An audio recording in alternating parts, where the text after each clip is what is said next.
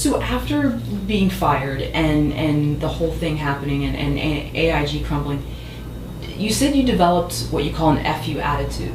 Did that come naturally, or did you go through like a depression or a mourning period where you really questioned everything and then you rose up from it, or were you just, your mind was made, you know what, no more of this corporate world, I'm done? Oh yeah, I definitely went through a mourning period. When I went and first started working at AIG, I was like 22 or 21, 22. No, 22, you know, right out of college, moved to New York City, got your Wall Street job, and I was working really hard. You know, Wall Street expects like 70, 80-hour weeks. You know, you're there very, very late, you're in there on the weekends. And after a couple of years there, I was like, you know what? I am going to be doing this for the next 10 or 15 years. And I'm starting to realize, like, maybe partly because I'm female, maybe partly because like I come across young, I could be spending the next 10, 15 years of my life working 70 or 80-hour weeks for somebody else to get rich and make a lot of money. And you know, and I'll always be sort of, I don't know, I just sort of, I got this impression that like it may have been not so much hard work, but maybe like time that would allow me to move up the corporate ranks, which is what my goal would have been. So I switched and changed situations. I'm like, okay, I'm gonna do this aviation thing. I had been working on it too, so I finished my piloting certificates and I started a small business. And it was at an airport. And then again, it was like I felt like I completely switched situations, but I was still getting friction for being female, it felt like. So I'm like, okay, I'm gonna go get an MBA. And then I'll definitely be valuable to my family's gas marketing business. It's very quantitative.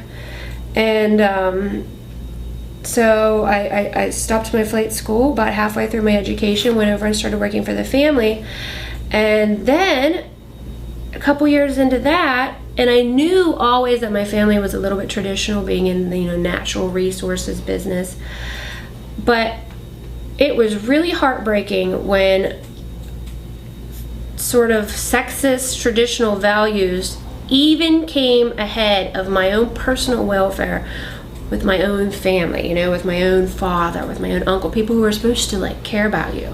Now you can understand that people who don't love you and care about you, any type of, you know, societal dynamics will come into play, but when your own father and your own uncle feel that, and it really felt that way to me, that I was sort of a ripple in all the sons and the men and the men's bonding and the men in the boardroom controlling things. So that hurt me so much. I was really disillusioned, and I finally allowed my uncle to fire me. He said he was going to take me out with handcuffs. You know, like it was, I mean, it wasn't quite that bad, but it was like he wanted to make me quit. I wouldn't. So finally it was like, I'm going to fire you. So that was devastating, and it continues to be. So, and I do think that the documentary aspect that I wanted to bring to our story, of course the entertainment value is a way to reach people, but what I wanted to bring on a serious note to the audience is I don't think I'm the only woman who has ever experienced this, you know, in their career. And the authors that we brought in to interview, Lynn Cronin and Howard Fine, had written a book on women in the corporate workplace and the paradoxes that exist and sort of make it difficult for them to get ahead. And I felt like I'd experienced that in enough ways. You know, feminism and equality in the workplace isn't like a huge issue these days, and it's somewhat, I don't know, it's somewhat sort of looked down upon. So, but it still exists, and it's still discouraging. So that was sort of the intellectual component that I really wanted to bring to the documentary, and to an audience, and say, okay, so we sort of found this way to maybe combat that, or turn the tables, to give ourselves a more level playing field, or maybe even exploit a different aspect of being a woman in a commercial way. And I don't know, I wanted to sort of bring that into the conversation with a greater audience, because I mean it still exists out there, and it still needs to be addressed by society. Why do you think society is threatened by beautiful and smart women? Why do you think that's so? It's like almost if they're smart, then they have to almost look like men, and then that's okay. But what about if they're attractive? Then why does that scare people? why does it? I don't know exactly, because I think these types of prejudices exist as much with women as they do with men. Women want to sort of look down on other women. Like, for instance, my boyfriend is an MMA fighter, and there are ring card girls at his events.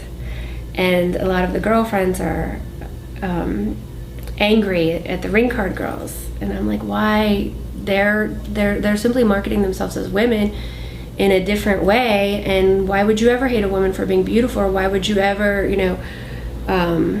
despise another woman for capitalizing on an asset that she has, especially when we are disadvantaged in a lot of ways, whether everybody wants to address it or not. I mean, women are disadvantaged in the corporate workplace. I mean, there are not the same number of women in the higher ranks of corporations and as there are men. And we make 75 cents on the dollar to men's wages in the country still, and it isn't changing. So why, I don't know, but it was definitely a question that I wanted a lot of people to think about, and people on the right and people on the left, feminists and conservatives, and maybe women will support women more when you bring stories like this out. That would be my hope.